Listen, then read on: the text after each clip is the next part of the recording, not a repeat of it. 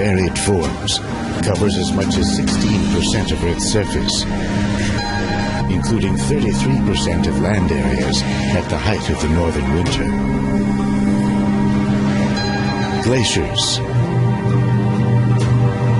sea ice, permafrost, ice sheets, and snow play an important role in Earth's climate. They reflect energy back to space,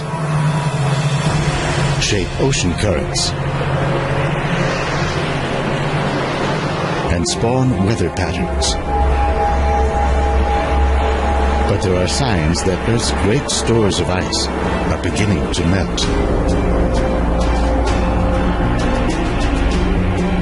To find out where Earth might be headed, scientists are drilling down into the ice and scouring ancient seabeds for evidence of past climate change. What are they learning about the fate of our planet 1,000 years into the future and even beyond?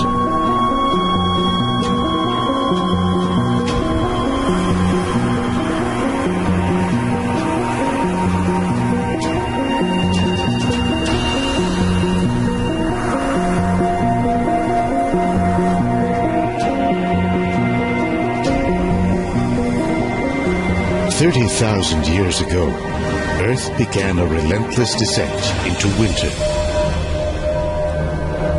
Glaciers pushed into what were temperate zones. Ice spread beyond polar seas.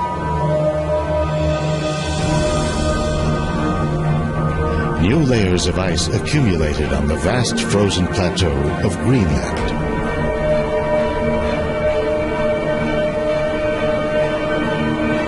At 3 kilometers thick, Greenland's ice sheet is a monumental formation built over successive ice ages and millions of years. It's so heavy that it has pushed much of the island down below sea level. And yet today, scientists have begun to wonder how resilient this ice sheet really is.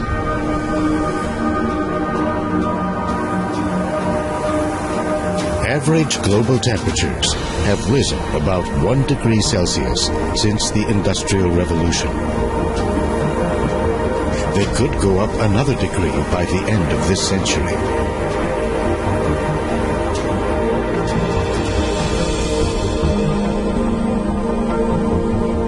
If Greenland's ice sheet were to melt, sea levels would rise by over 7 meters.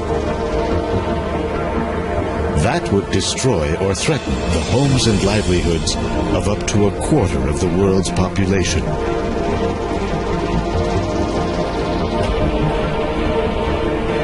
These elevation maps show some of the areas at risk.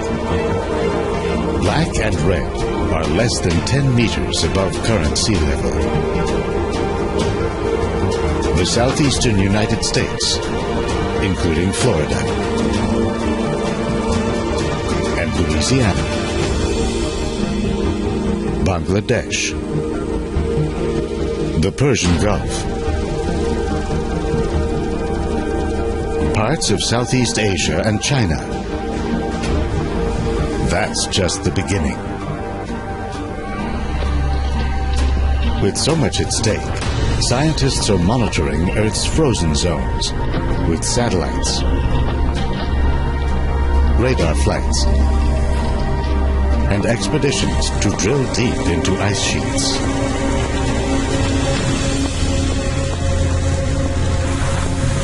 And they are reconstructing past climates, looking for clues to where Earth might now be headed. Not just centuries, but thousands of years in the future. Periods of melting and freezing, it turns out, are central events in our planet's history.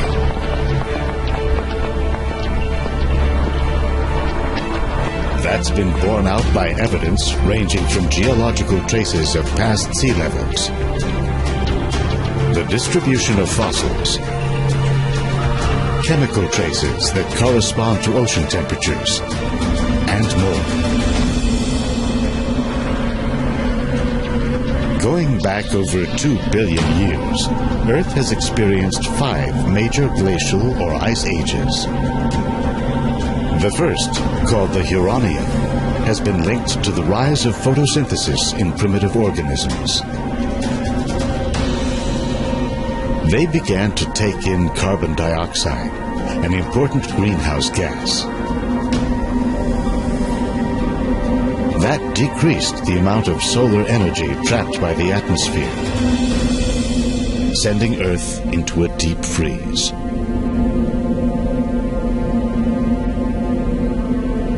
The second major ice age began 580 million years ago. It was so severe, it's often referred to as Snowball Earth. The Andean-Saharan and the Karoo ice ages began 460 and 360 million years ago.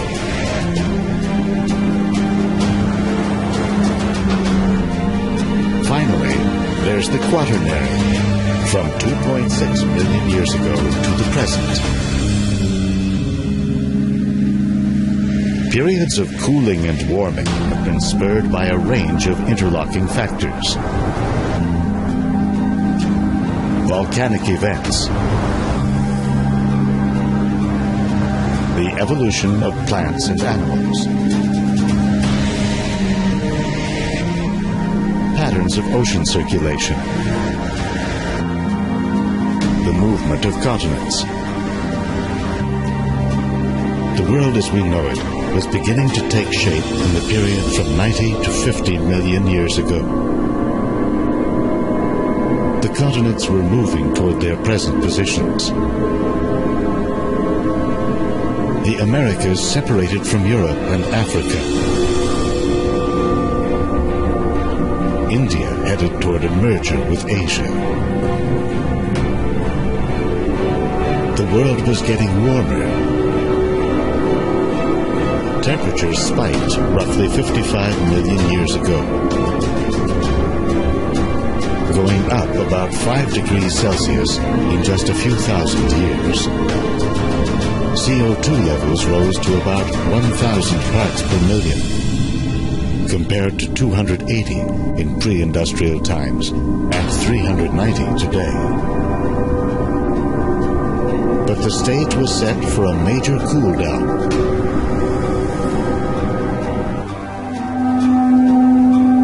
The configuration of land masses had cut the Arctic off from the wider oceans. That allowed a layer of fresh water to settle over it, and a sea plant called azolla to spread widely. In a year, it can soak up as much as 6 tons of CO2 per acre. Plowing into Asia, the Indian subcontinent caused the mighty Himalayan mountains to rise up.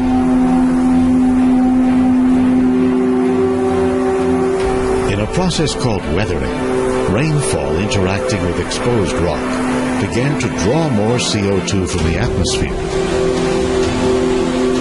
washing it into the sea.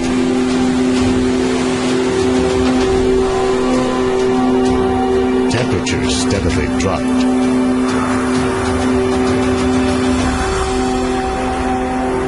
By around 33 million years ago, South America had separated from Antarctica. Currents swirling around the continent isolated it from warm waters to the north. An ice sheet formed. In time, with temperatures and CO2 levels continuing to fall, the door was open for a more subtle climate driver.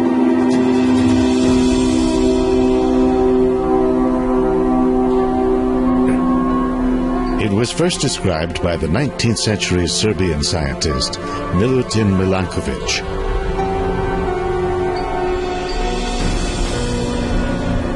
He saw that periodic variations in Earth's rotational motion altered the amount of solar radiation striking the poles.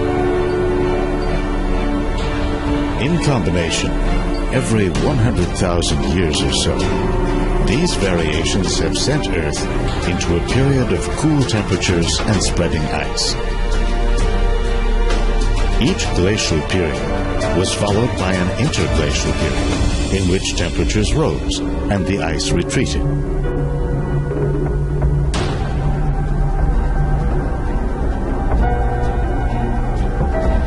The Milankovitch cycles are not strong enough by themselves to cause the shift. What they do is get the ball rolling.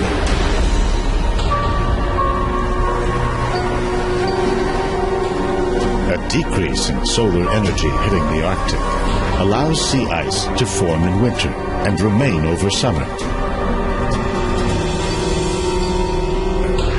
Then to expand its reach the following year. The ice reflects more solar energy back to space. A colder ocean stores more CO2, which further dampens the greenhouse effect.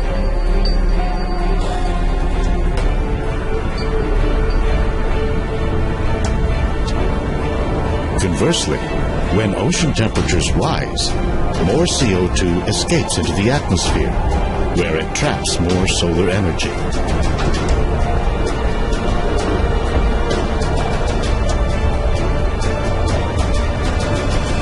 With so many factors at play, each swing of the climate pendulum has produced its own unique conditions. Take, for example, the last interglacial, known as the Eemian, from 130 to 115,000 years ago. This happened at a time when CO2 was at pre-industrial levels, and global temperatures had risen only modestly. But with higher solar energy striking the north, temperatures rose dramatically in the Arctic.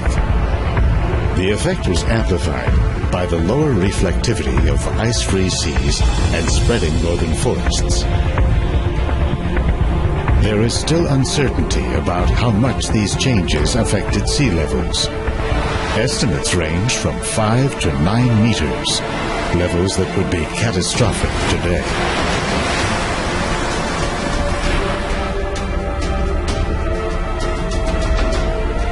That's one reason scientists today are intensively monitoring Earth's frozen zones, including the ice sheet that covers Greenland. Satellite radar shows the flow of ice from the interior of the island and into glaciers.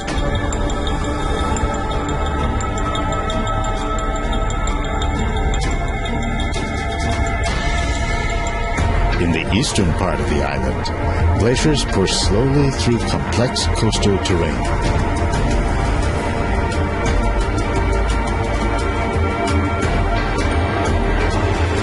Areas of higher snowfall in the northwest and west, the ice speeds up by a factor of 10.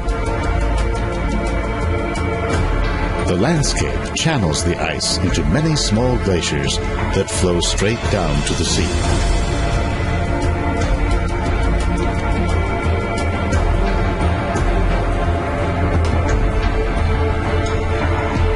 In the distant past, the center of the island may have been drained by a giant canyon recently discovered.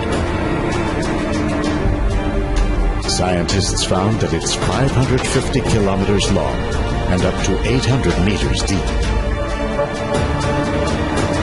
It leads from Greenland's interior to one of today's most volatile glaciers. This is the Petermann Glacier in northwest Greenland. Amid unusually warm summer temperatures in 2012, satellites tracked a giant iceberg as it broke off and moved down the glacier's outlet channel. At about 31 square kilometers, this island of ice stayed together as it floated along. After 2 months, it finally began to fragment.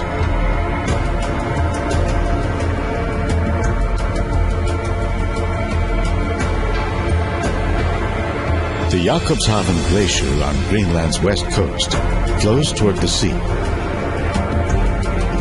at a rapid rate of 20 to 40 meters per day.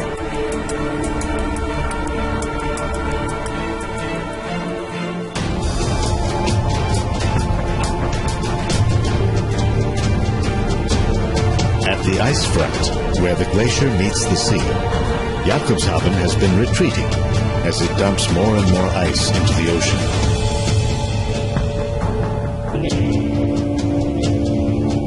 You can see it in this map. In 1851, the front was down here. Now it's 50 kilometers up. One reason, scientists say, is that water seeping down into its base is acting like a lubricant.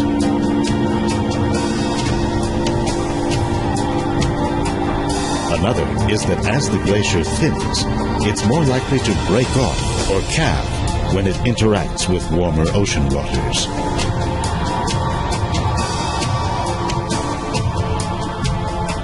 Scientists are tracking the overall rate of ice loss with the GRACE satellite. They found that from 2003 to 2009, Greenland lost about 1 trillion tons, mostly along its coastlines.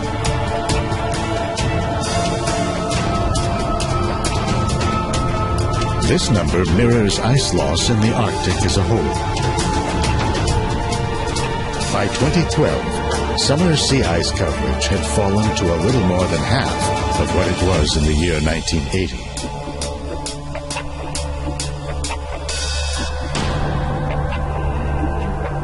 While the ice rebounded in 2013, the coverage was still well below the average of the last 3 decades.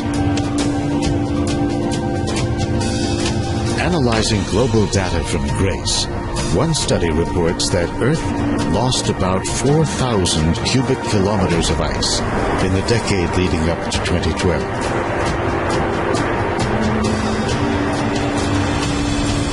Sea levels around the world are now expected to rise about 1 meter by the end of the century. What will happen beyond that? To gauge the resilience of Greenland's great ice sheet, scientists mounted one of the most intensive glacial drilling projects to date, the North Greenland Eemian Ice Drilling Project, or NEEM. The ice samples they obtained from the height of the Eemian warming told a surprising story. If you were a visitor to northern Greenland in those times, you would have stood on ice over 2 kilometers thick. Temperatures were warmer than today by about 8 degrees Celsius. And yet, the ice had receded by only about 25%, a relatively modest amount.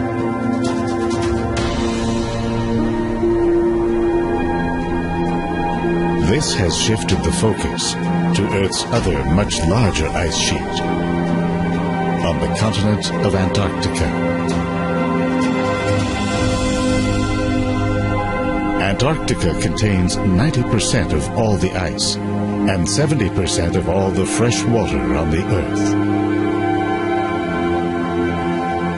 Scientists are asking, how dynamic are its ice sheets? How sensitive are they to melting? Data from GRACE and other satellites shows that this frozen continent overall has lately been losing as much ice as it gains.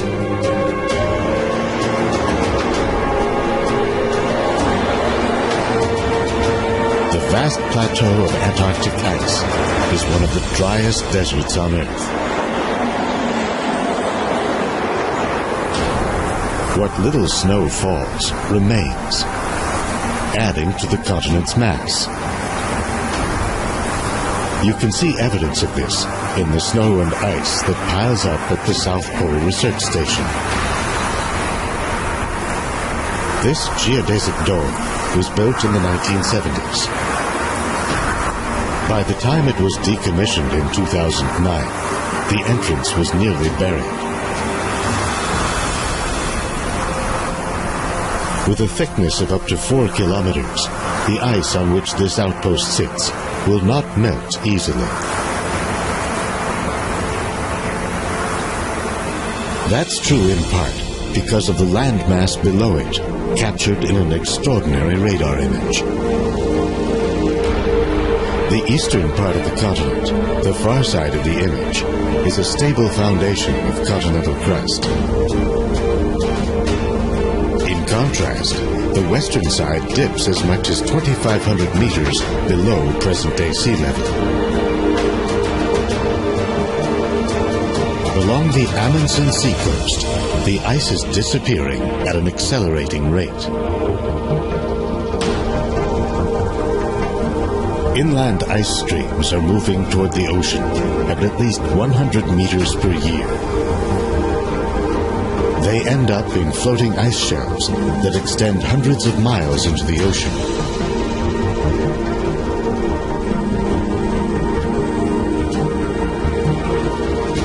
This is the Pine Island Glacier, a major area of focus for researchers investigating the impact of a warming climate.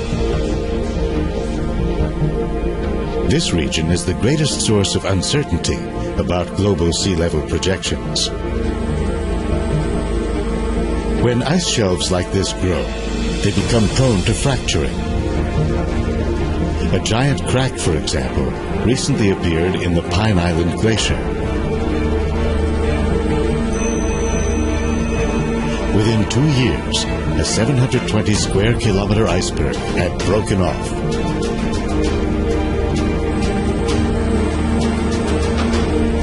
But the scientists are more concerned about what's happening below the surface.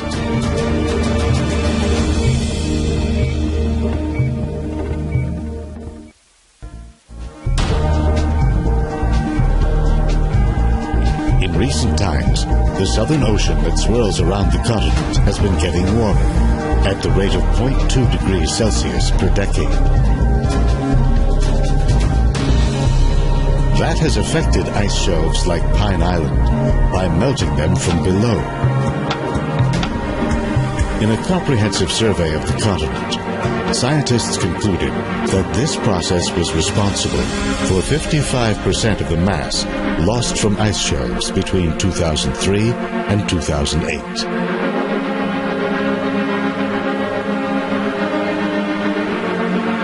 It's also been blamed for one of the more puzzling twists in the story of climate change: the spread of sea ice all around Antarctica.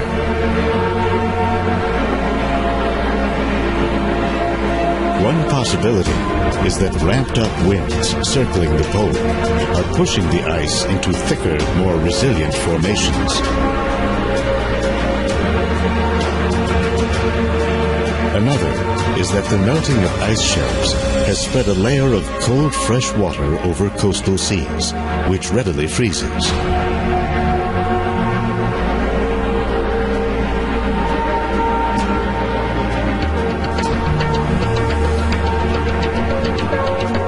A team of researchers has come to the Pine Island Glacier to try to monitor the melting in real time.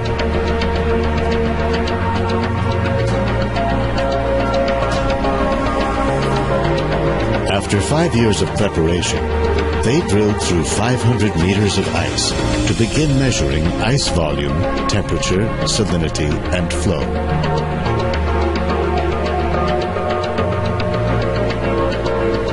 In some places, they found melt rates of about 6 centimeters per day, or about 22 meters in a year. Because ice shelves hold back inland glaciers, the melting could trigger larger changes.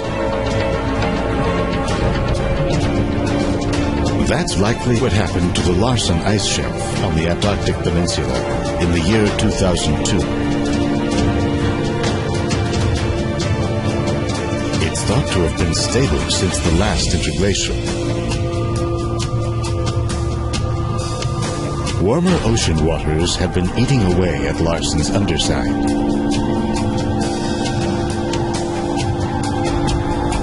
By early February of 2002, the shelf began to splinter into countless small icebergs.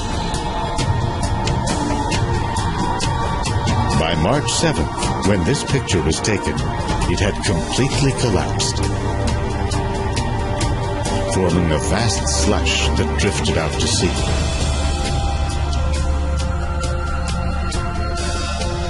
Without the shelf's buttressing effect, a series of nearby glaciers picked up speed, dumping an additional 27 cubic kilometers of ice into the ocean per year.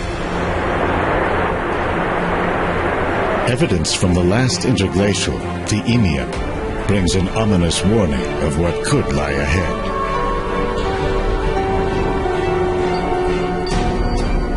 It's based on the height of ancient coral reefs, which grow to a depth relative to the sea level above them.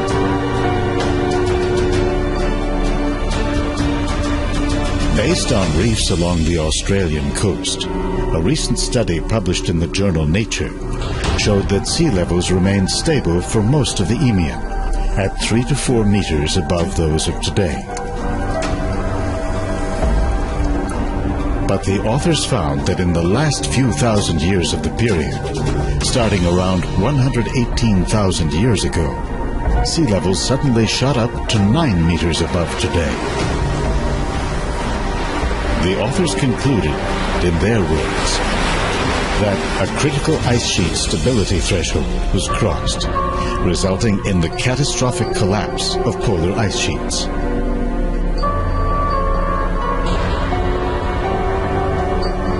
Looking ahead, uncertainties about the future of our climate abound.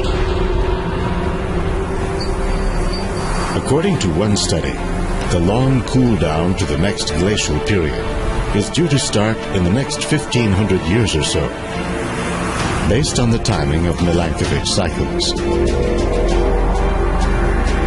But for that to actually happen, the study says, enough new ice would have to form to jumpstart the new glacial period. And CO2 would have to retreat to below pre-industrial levels. Instead, it appears that a warming climate is becoming a fact of life. The danger is that if the melting gains a momentum of its own, even reducing CO2 emissions may not be enough to stop it.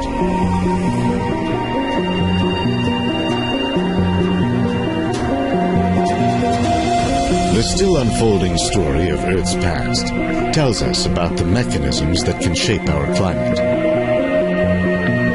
But it's the unique conditions of our time that will determine sea levels, ice coverage, and temperatures.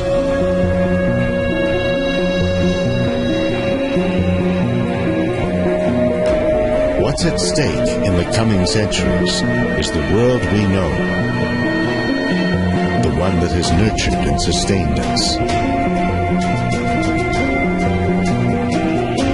The Earth itself will go on,